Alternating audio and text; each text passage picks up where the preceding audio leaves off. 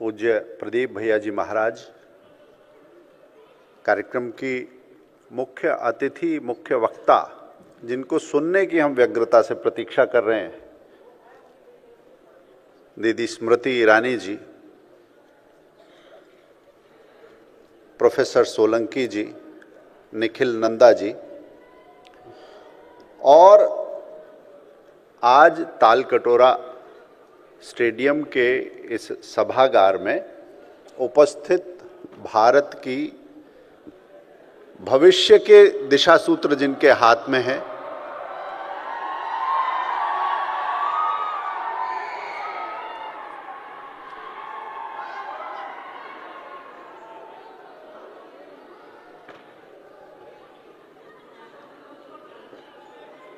वो युवा पीढ़ी आप देख रहे हैं, उसमें उत्साह है, उमंग है, और बीच में थोड़ा थोड़ा कोलाहल पैदा करता हुआ उपद्रव भी है। व्यवस्था पक्ष निश्चित ही इसे जल्दी संभालेगा, क्योंकि जब युवा होते हैं, गति होती है, उत्साह होता है, तो उसको सही डायरेक्शन ना मिले, जगह ना मिले, तो उपद्रव भी थोड़ा सा होता ही है। मैं अपनी बात को बहुत सादा सरल रखूंगा, बहुत ज़्यादा संदर्भ नहीं दूंगा, क्योंकि कई बार कहते हैं कीप इट स्टूपिडली सिंपल। जितना सरल सहज समझ में आए उतना सरल रखना चाहिए। अलग अलग विषयों पर हमने बात ये सुनी है, परंतु मैं स्वयं को सौभाग्यशाली मानता हूं कि जिन विवेकानंद जी को हम आज स्मरण कर रहे हैं, जिस शिकागो स्पीच को हम याद कर रहे हैं वर्ष 2018 में, मैं उस सभागार, उस संग्रहालय को देखने का साक्षी बना जहां पर विवेकानंद जी ने वो भाषण दिया था अमेरिका में। अभी बात चल रही थी कोलंबस की, तो अमेरिका के कोलंबस, ओहायो, उस जगह पर भी मेरा कई बार जाना हुआ। आप लोग खूब दिन भर चैट जीपीटी और गूगल से सर्च करते हैं, एक चीज आज सर्च कीजिएगा, ये लिख लीजिए। दुनिया में एक जगह है जिसका नाम है केप ऑफ गुड होप। उसे पहले केप ऑफ स्टॉर्म कहते थे। उसे केप ऑफ गुड होप क्यों कहा गया? क्योंकि वहां से वो रास्ता भारत की तरफ जाता था। तो दुनिया को जो उम्मीद दिखी, जो किरण दिखी, जो उजाला दिखा, जो भरोसा मिला, उस भरोसे का नाम भारत है।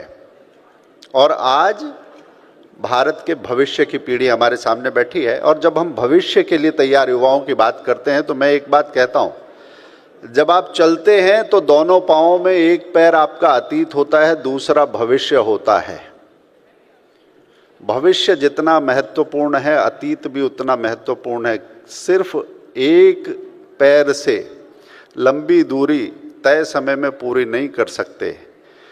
और जैसे 3 डायमेंशनल अप्रोच होती है, एनालिसिस होता है, मैं सिंपल एक फॉर्मूला आपको देता हूं कि अगर भविष्य के लिए खुद को तैयार करना है तो कैसे करें। अगर ये यात्रा है तो इसमें मित्र कौन है, शत्रु कौन है, हम कौन है, इस बात को पहचानना है। तो पहले हमारे शत्रु कौन है। आपके शत्रु वो हैं जो सिर्फ आगे आगे की बात करते हैं और आपको अतीत से काटते हैं, आपको इतिहास से काटते हैं, आपको उन सबकों से काट देते हैं जो आपके पुरखों ने आपके लिए संजोए हैं। उसमें गौरव भी है, उसमें चोटें भी हैं, उसमें सीख है, उसमें आगे बढ़ने का सबक है। इतिहास वो दर्पण है जो सारी चीजें बताता है। इसलिए इतिहास से कटकर रहना आपको खतरे में डालता है, और जो आपको काटता है वो भविष्य में आपको संभालने नहीं आता। इसलिए सिर्फ फ्यूचर की बात नहीं करना, अतीत को भी समझना। वो आपके शत्रु हैं। फिर आपका मित्र कौन है?